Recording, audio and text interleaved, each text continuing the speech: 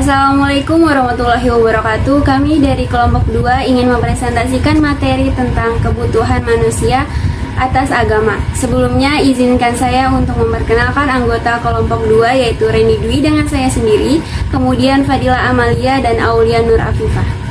Pengantar, aturan dibuat untuk menciptakan lingkungan yang aman dan damai tanpa keributan.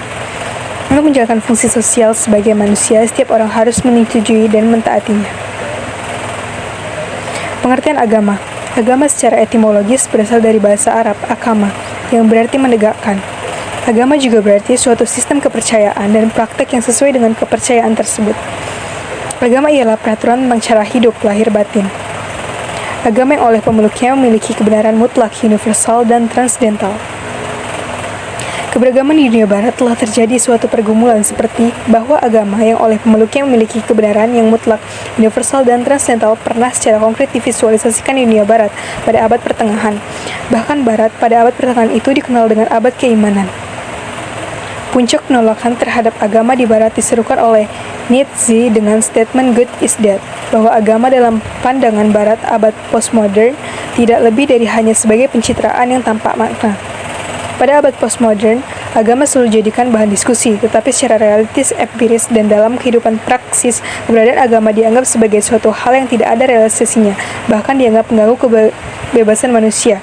Oleh karena itu, dalam dunia barat tidak ada kepastian dalam keberagaman. Agama manusia dari waktu ke waktu, agama Ardi dan agama Samawi.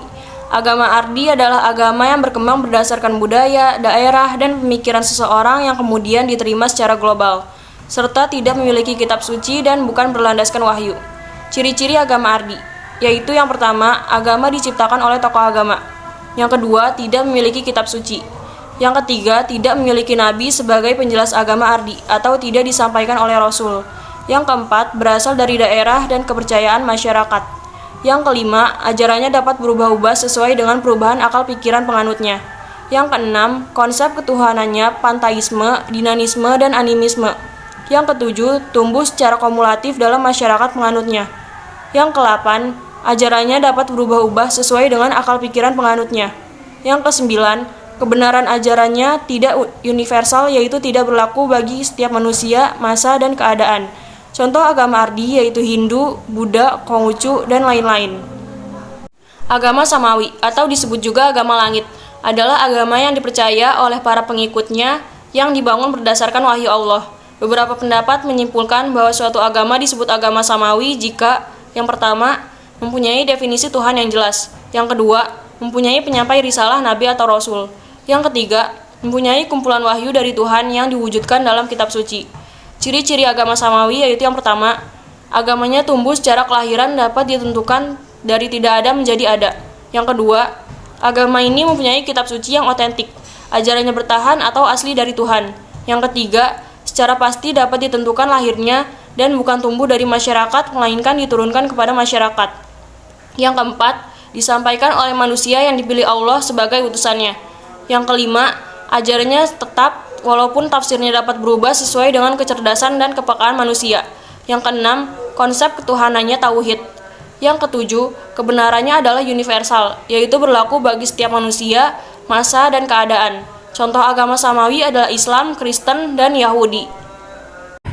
Kedudukan Islam atas agama lain. Posisi agama Islam di antara agama-agama lain yaitu tampak bersifat adil, objektif, dan proporsional.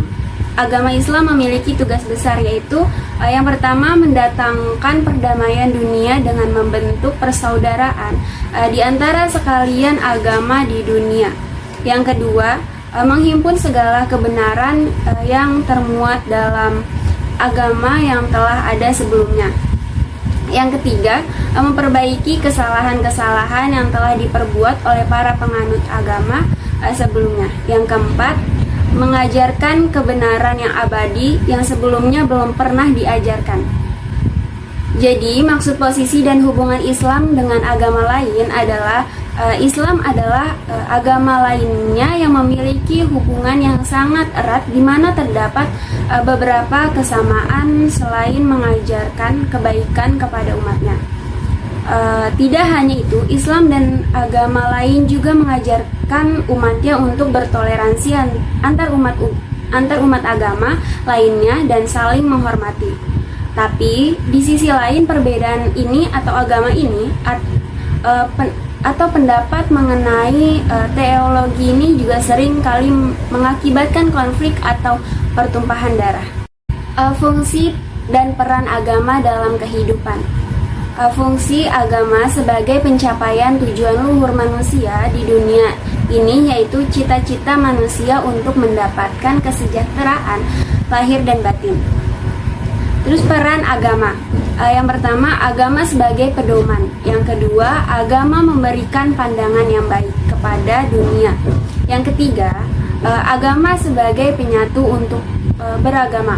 Yang keempat, agama sebagai peranan penting dalam sosial masyarakat. Yang kelima, agama sebagai pembeda antara agama yang satu dengan yang lainnya. Sekian presentasi dari kelompok 2, kurang lebihnya mohon maaf. Jika ada penyampaian atau tutur kata yang kurang berkenan di hati, mohon dimaafkan. Kurang lebihnya mohon maaf. Wassalamualaikum warahmatullahi wabarakatuh.